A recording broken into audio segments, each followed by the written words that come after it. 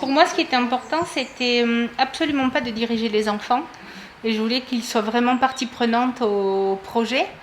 Donc, on avait reçu un lien vidéo sur l'expo idéale d'Hervé Tullet. Donc, je les ai mis devant le déroulé et les explications d'Hervé Tullet. Alors, chacun prenait ce qu'il pouvait sur l'histoire qu'il racontait. Mais l'image était là, les gestes aussi de l'artiste, les couleurs, il expliquait très bien.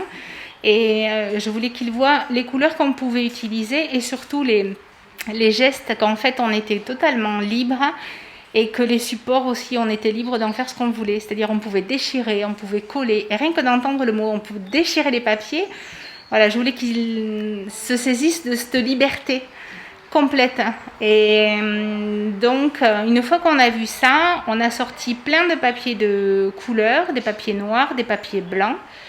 Et on a travaillé d'abord avec des feutres Posca. Et là, le geste était totalement libre.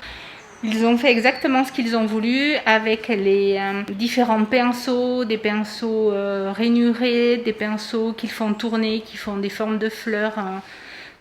Et donc ça les a plu d'avoir ce mouvement libre, j'avais l'impression. Et même qu'à un moment donné, sur celui-ci à fond noir, la petite fille a bien stimulé le crayon et en fait la peinture a coulé plus qu'il ne fallait. Et je lui ai dit que c'était pas grave de prendre la feuille et de vite faire couler la peinture comme ça. Et en fait, ça l'a fait penser à une chaise. Donc voilà, on a laissé comme ça, on n'a pas touché. Donc individuellement, chacun, ils ont eu leurs feuilles, les couleurs. Et ensuite, je tenais à ce qu'ils fassent quelque chose de collectif.